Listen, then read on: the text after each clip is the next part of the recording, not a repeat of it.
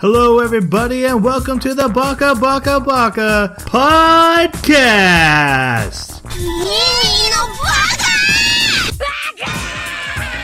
Baka. It's amazing how every time you open your mouth, you prove you're an idiot. Welcome, everyone, to a mini-sode of Baka. Normally, we talk about anime like it's a book club, but we're not doing that. We're just talking about random stuff that pops into our head because we love the sound of our sultry voices. Yes. Tonight, I'm joined by my co-host, the teller to my phone, Jeremy. How's it going? That sounded desperate, man. I'm making these up on the fly. Just go with it. It's great. Ringing. Awesome. And then Oh, I know where you were going to go there. Back to my cue. No, that's awful. No, that's not good either. The personal to my computer. That's what we're going with. Because he's the most PC Master Race person I know. Jason, how are you this week? I don't think I've ever cringed so hard in my life. I feel for you, man. Every one of our 3 viewers just clicked off. No, thank you, sir. Unsubscribe. Guys, my name is Troy, and I am the one who forgot to prepare nicknames for my co-host today. Thank you very much. How are we doing? We are doing our mini-sode about villains. This came up because during our Kabaneri of the Iron Fortress episode a few weeks ago, I poured out my soul in defense of Biba, the villain of that anime, and it was crushed by these 2 monsters. So, we sound after like that episode, I thought a lot about what makes a good villain and are there any good anime villains? And I was having a hard time coming up with it, so I challenged us to talk about it. We're going to get into this topic. We are going to have spoilers about the anime that we reference, but we're not going to say the spoiler warning every time we mention them. So please look at the description of this episode. Every anime that we do have spoilers for will be listed there. If there's if you want to be very spoiler-free, that usually won't be the entire anime, but if you want to be very careful, please go read that list and then decide if you want to continue to listen. Otherwise, guys, how are you feeling about these bad boys of the anime? I think they will make and or break an anime. As much as a protagonist needs to be viable, without a good bad guy, you don't have a good story, in my opinion. The problem is I completely agree with you with most storytelling. I think in anime, there's not enough good villains for that to be true. I think it actually winds up coming down to the type of villain that you yourself are feeling, either your general taste or maybe just this moment when you're watching this anime. Because there's so many different kinds of villains. Do they really resonate with you? The one that happens to be this anime's villain. Like, you really resonated with Bieber, right? But I look, guys, as I said in that episode, he's a crappy character. Resonated strongly was not how I want to be associated with him. I mean, you saw something that to you presented a character that had some direct correlation to the hero, a reflection of the hero. You found something you really cared about with that particular villain, and it made him a good villain for you. And I certainly didn't feel that way, although I liked your view of it. And I wish I had seen that because I would have agreed with that. But with some of the other types, there's certain ones that, like, we'll get into particular ones, but Elsa from ReZero, that's one that I like villains like that. That's awesome. Visually or conceptually? Well, can I say both? But conceptually, this concept of a villain that is they're so pathological and sociopathic that you get creeped out just by their very presence. The way they move, the way they talk, the way they look at you. I love that. That's great. But yeah, that's the kind of villain that I really, really resonate with. I like them a lot. Like I said earlier, I think anime villains are a huge weakness in this medium. Especially compared to other things. You know, two of the best villains I think lately are the Joker from The Dark Knight and Loki from the Thor Avenger movies. For very different reasons. I think Joker is a fully evolved character who's super evil, and it boggles your mind trying to understand him. And Loki is a character who's continuously evolving and isn't pure evil. He actually has reasons for the things he does. He actually doesn't believe he's a bad guy, which is my favorite type of villain. A villain who believes he is right completely and sees himself as the hero or as the leading character. That's what kind of villain I like, because that actually makes me think. With anime, I don't see this happening. And if it does happen, they almost always turn the villain into a hero. Vegeta is a very compelling character, but not until he makes the switch from villain to anti-hero. The Saiyan saga of Dragon Ball Z, when Vegeta and Nappa come down, I find Vegeta completely boring. It is until he reaches the planet Namek and is teaming up with Gohan and Krillin that I'm like, this guy is depth. So that's my thoughts, and I really do think this is a weakness of this type of show. Would you say that the Madoka Magica witches are a sympathetic villain, like what you were describing? Because, you know, they were the little girls, and they just lost control of their emotions, and now they're these monstrous entities that eat people. To me, they're forces of nature. They're not evil. They're not good. They're literally just there for the protagonist to overcome.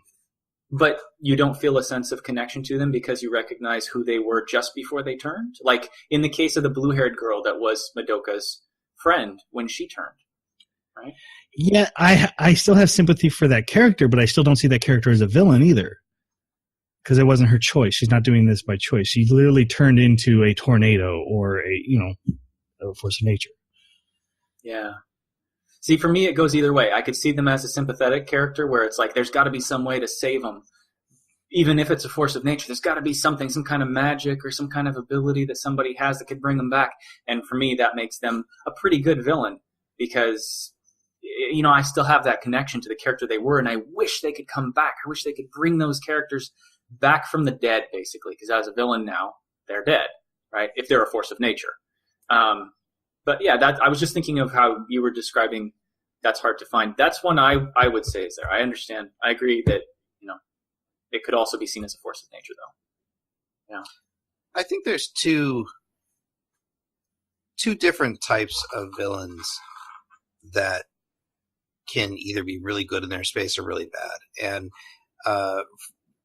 right now we've talked about like the archetype of villain trying to get their way, and Troy expressed it best in my opinion is that if you have a villain that believes he is right and he can give decent reasons for why he believes he's right and actually gain sympathy from the viewer, that's an amazing villain. One of the ones that comes to mind actually is Dr. Tucker from Fullmetal Alchemist. He is desperately in search of a way to reconnect with his daughter. Unfortunately, he is an awful person. But the other way a villain can be really compelling is through mystery and ambiguity. And I think a really, really good example of that is in Iria's the Zeiram. Mm-hmm. You have no idea what it is, where it came from, why it's there, doing the things that it does. But there's enough story there to not make it a mindless monster that's just killing things. Because that's where the mystery can fall apart, is where it's just, oh, this bad thing comes on screen, bad things happen. That's not compelling storytelling. Mm-hmm. So the first thing, Tucker from Fullmetal Alchemist is a great villain, but he's not even the villain. He has like a 3-episode arc and then he's gone. He is not the opposing force of the Elric brothers. The villains he shows up quite a few times, doesn't he? He does, but no longer as a villain. He has his villain arc, and then he just kind of becomes this side character that keeps showing up. The villains in Fullmetal Alchemist, I think, suck. Their reasons were boring. and that's my number one favorite anime. If you go back to our prologue episode, I love Fullmetal Alchemist. Their reasons were, I want to live forever, or I just want a super amount of power. And I'm like, no, jeez Louise, who cares? I don't care about that. See, I would call that the traditional villain, and it sounds like traditional villain just means this trope's been done too many times, you're not interesting anymore, move on. I need a reason. You need to be immortal. Okay? Dr. Freeze from Batman is a great villain because he's doing all these horrible things to save his wife. That's why he robs banks and does all these normal evil stuff. But hey, and it doesn't even have to be a sympathetic reason, even though those are better. Yeah. But give me something more than I want to destroy the world. Right? And Zeiram, which was an old 90s anime OVA for you youngsters that listen. That hurts my heart for you to say old anime in the 90s. I go, oh, I know. So bad. It's true, guys. I know. We're so old. Yeah. Who doesn't love listening to old men talk about anime, though? The market is rich for this. Right. Jeez. Zeiram, I don't think he made Iria better. One of my things about Biba was that he made the protagonist better because of the way they reflect. Zeiram was awful. Yeah, that's true. I think he gave you 0 to 1 is still better. Yeah, I think he gave you a fantastic illusion of a better anime. That's what I think. You're multiplying times one here. It was a great anime. So that I can keep yelling at you guys and shutting you down. I may be being a little rude this episode. I'm sorry, guys. No. What do you guys? What do you guys think makes a good anime villain? Well, I think we just kind of covered that, right? I mean, I didn't. Oh, well, fine. Are you setting yourself up for an answer? No, Jason has a point. Like I said, I need to have a reason for why you're doing these evil things besides just no reason. Mm-hmm. But that was mine. What's you guys? I would say my favorite is like you say, the hero that has reasons is extremely important. When I look at games that I've played as well, if I'm playing a game and the enemy, the great villain at the end is just doing things because he can or wants to bring the world to an end or some other kind of crappy thing that obviously wouldn't benefit him at all, I have a really hard time. Yes, I have a really hard time connecting with that story. It has to be something nostalgic, like it was the first time I've ever been introduced to this type of game or this some other reason. So in anime, because it's not new, it's not fresh to me, if they do that, if they give you a hero that has these completely trope reasons, yeah, I'll feel the same way.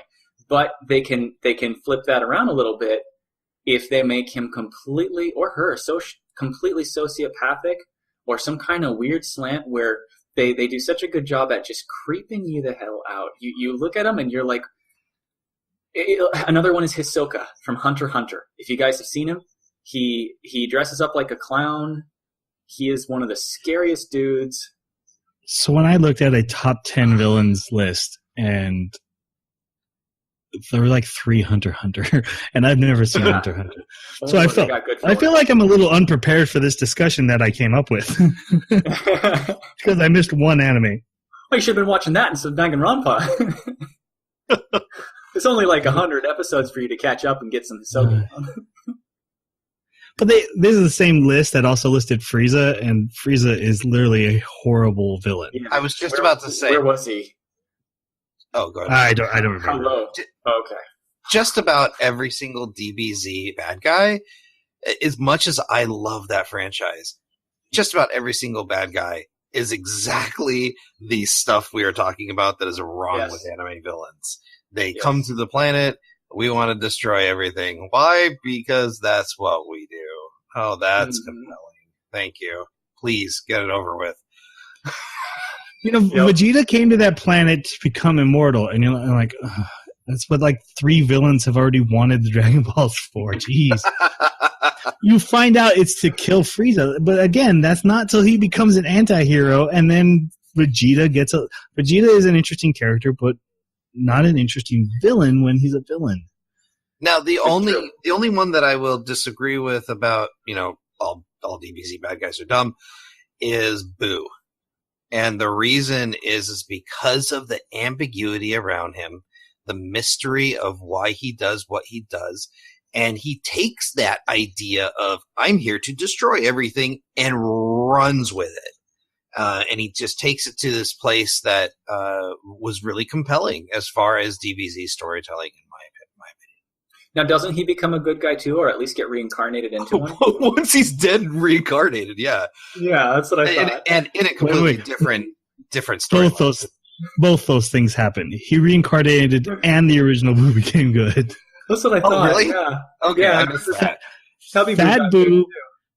Fat Boo befriends Mr. Satan or Hercule, and that turns him good. But then when they kill Evil Boo, he reincarnates as a good character.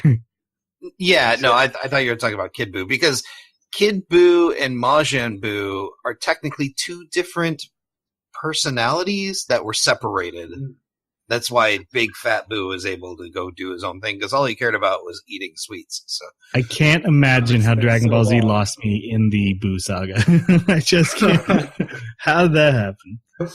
That's where they introduced fusing. So that was really strange.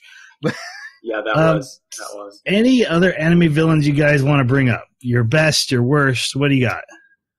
I like anime villains that are a force of nature. Like I mentioned, Madoka Magica witches. I also like the blue gender, the blue. If it's something where you can't feel like they're a villain so much as something that people have to deal with, and then the show becomes, how do people deal with this horrible situation, and that it's just a wave coming towards them. I like that kind of villain as well.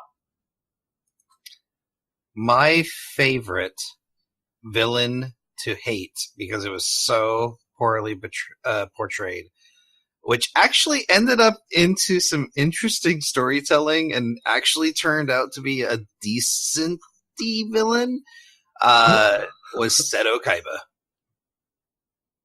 God, where's that from? That sounds so familiar. Yu-Gi-Oh! Come on!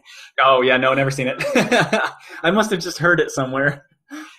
You should watch it. It's pretty good. Wait, really? Seto Kaiba, 3-eyed white dragon, who cares? Is that Seto Kaiba? Yes. He's not a villain. He's an anti-hero. He turns anti-hero. What, later. 2 episodes in? Weak. He is like, if there is borderline hero, anti-hero, like, he lives in villain land. He just flirts with anti-hero, like, tropes. Like, that dude is evil. But my favorite villain is definitely Lucy from Elfen Lied. Oh my god, that's not a villain! What?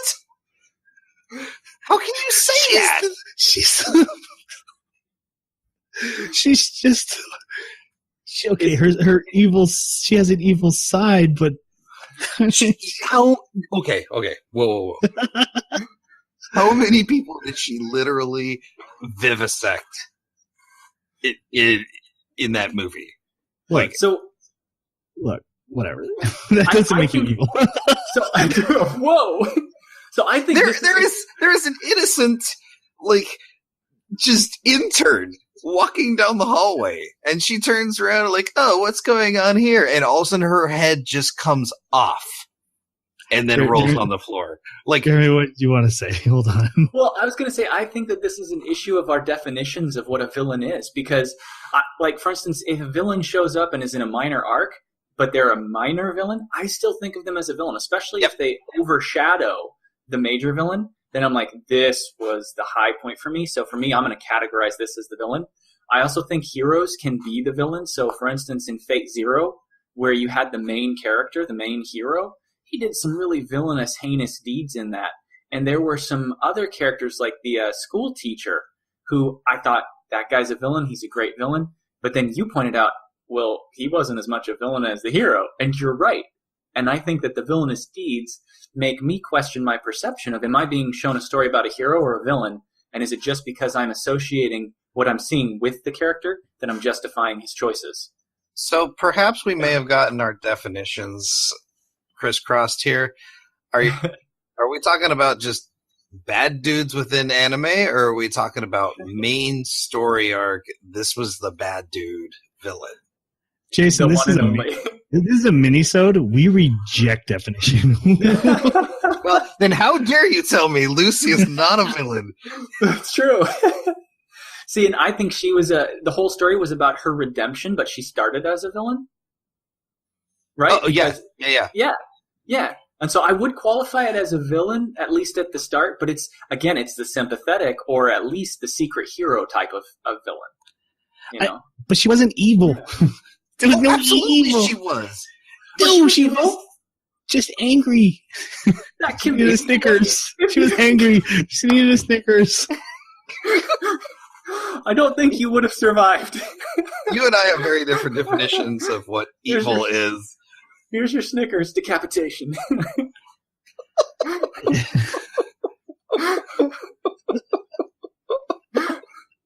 So, oh my god. I don't want to root for my villain, and I rooted for Lucy. That's what makes her interesting. That's what makes her a fantastic villain, because you are literally rooting for a psychopathic murderer the entire movie. So who did you think was the villain in Elfen Lied? The government? I would think that would be the only alternative choice. Was they were the opposing force, right? But I honestly think anime goes a lot of times without defining the villain. It's almost always about the hero. We're watching ReZero right now. We haven't even met the villain yet. Yeah, it's just about the protagonist. That's not weird for anime. That's well, okay. Dragonball Z is not about the villains; it's about the heroes completely. Let's take that a step further. What about My Hero Academia? We had three very distinct villains, and then they had a bunch of henchmen, bad guys. Mm. Those guys have not come up in this discussion because none of them were vastly interesting. No. I was actually talking with Tanya about good villains, and she said, what about the guy in My Hero Academia with the hands? But as we talked about it, the only conclusion we could come to was he was a great character, but not necessarily a great villain. I think he has potential. I think the fact we only saw him for like 3 episodes. Yeah, that's definitely him. If he's like shows up, and I think he does later show up in more story arcs. I even complimented him in our Academia episode because he had a really great reason for doing this evil thing, and then he threw it away because he was just crazy. Yes, and which super disappointed me because I was like, oh, you were so close to being a great villain, right there. So you almost had it. Yep. Let me tell you my great villains, and you can bash on me. Here it comes.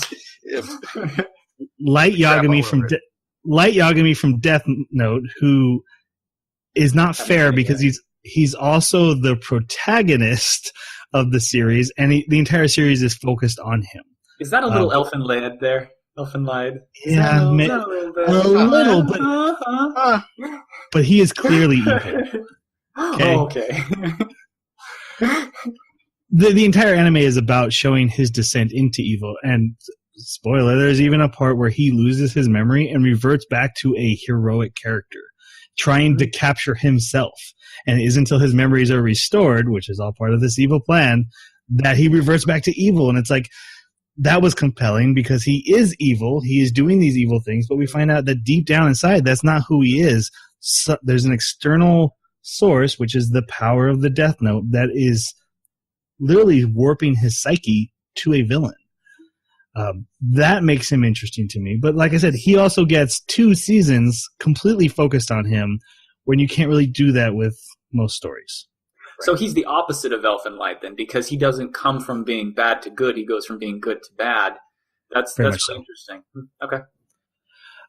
Psycho, and for clarification, at the end, you are rooting for Light to die. You're like, take this guy down. I don't want him to win.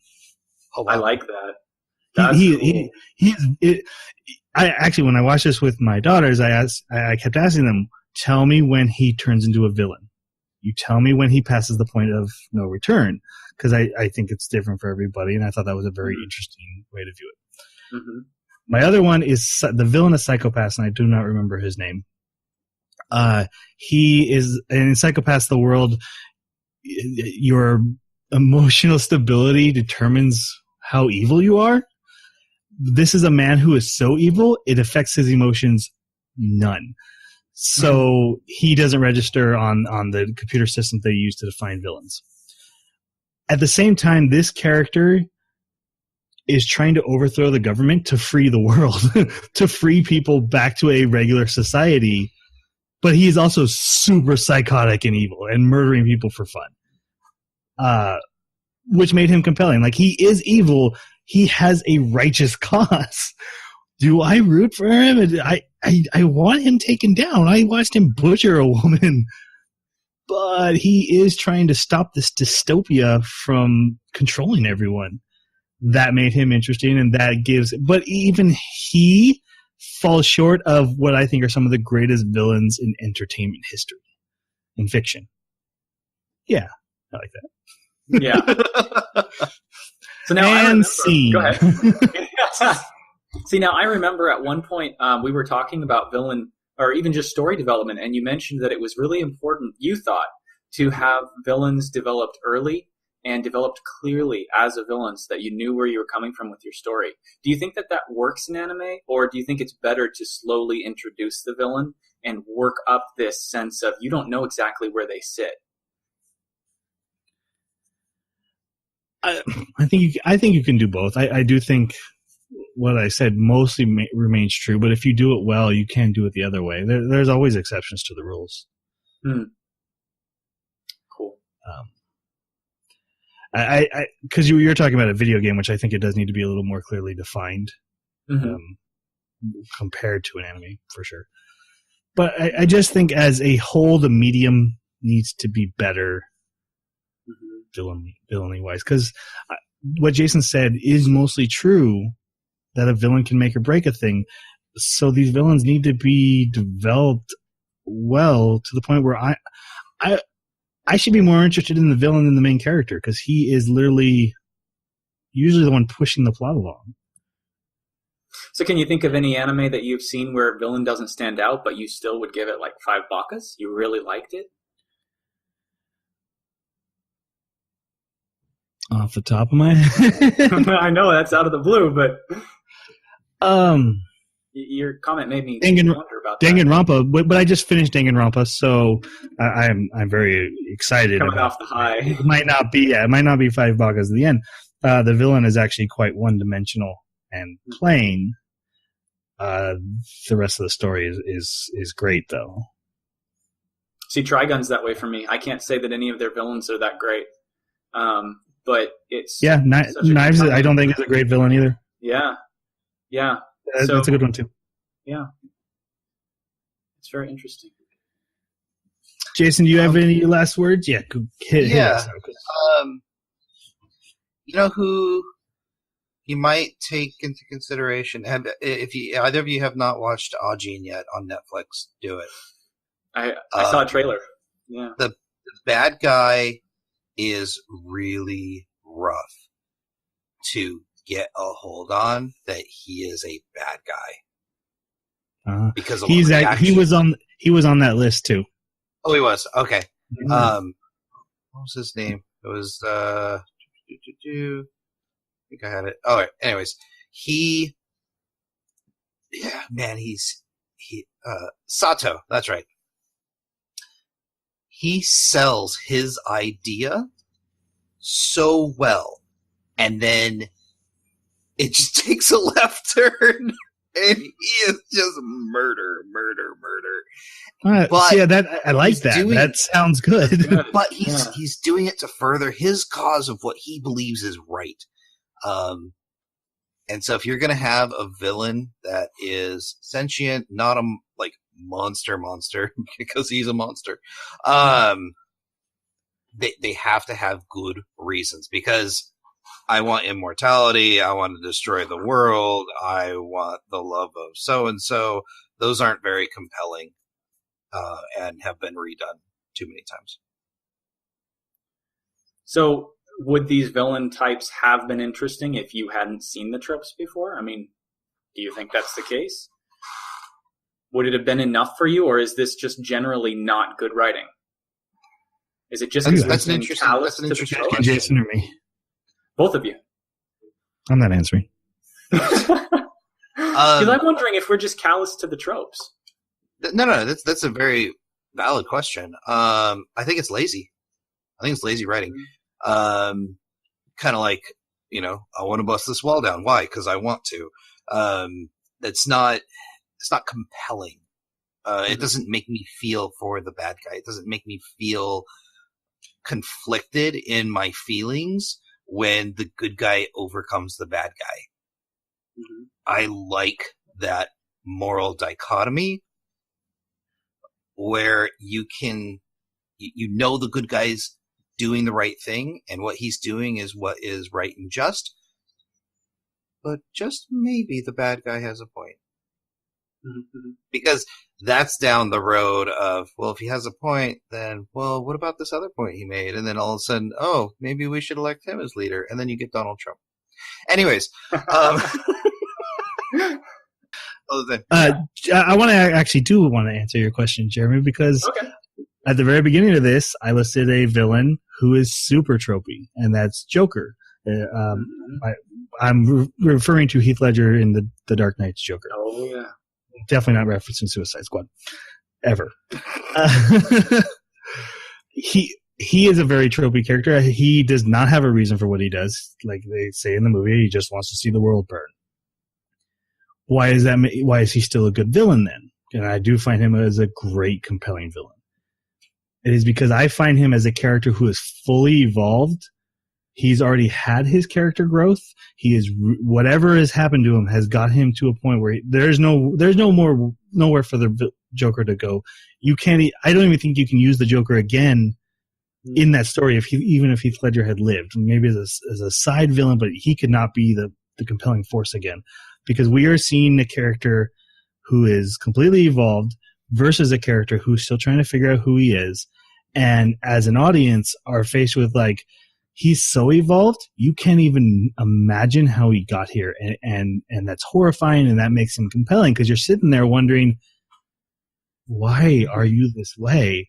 There had to be a reason. Yeah. But he is a trope, and the Joker is very much a trope, and still a very interesting trope. So it can be done so I don't think that's an automatic disqualification. I have one small disagreement. And I think it's brought up in most articles that dive into the persona of Joker. The reason Joker is so compelling is he is the opposite, but also dependent on Batman. Yeah, that's fair. So it's the reflection, right? Right. Joker could not exist without Batman. Mm-hmm, mm-hmm. Very interesting.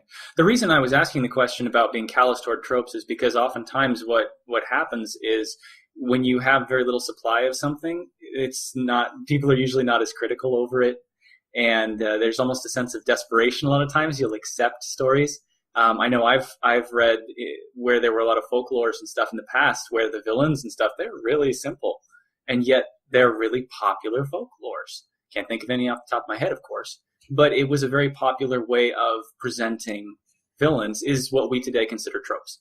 And so I'm wondering if it's because we have such an ample supply of stories now from so many different directions, if we're developing a sort of connoisseur taste buds here, which I think is great. I mean, it's only a way to make things better, but it's interesting. I think there's a rabbit hole there about tropes and what they mean and why they are what they are. But I think we should say that for a different minisode. Oh yeah. Because we could definitely fall down that hole. If you guys have any final thoughts, now is the time to say them, because I'm going to wrap us up. I think your your synopsis of Lucy was wrong. I think a villain is anyone who does villainous deeds during the anime. So sometimes even the heroes are villains, so they're up for fair game. While I do think there are good villains in anime, I don't think there are near enough good villains in anime. Look at a top 10 list. The fact that there's 3 from the same anime, yet there's hundreds of animes, is a problem. So get your stuff together, anime. Give me some better villains. Even if I'm wrong, do it anyway. We all deserve it. Wrong. Yeah. Yep. Yeah. We do need some better major villains. Yes, definitely. Guys, that's going to be it for us here at Baka Baka Baka. We do want to thank you for listening in, and we do want to hear your opinion on villains. What are your favorites? What are your least favorites? And, is Lucy evil? What? You can, if you're listening to this on YouTube, you can leave us a comment there, or you can reach us on Twitter at Baka Podcast, or our email, theanimebakaclub@gmail.com. That's all lowercase, all one word. We would love to hear from you. We will answer back. Your opinions are way more important than ours because we're just 3 old guys talking about anime. Come on, the 90s weren't even that good. Let them go. Valid. All right, say goodbye, guys. Have a good night. If you have a comment to leave in the comments below, tell Troy how wrong he is. Good night. Sayonara.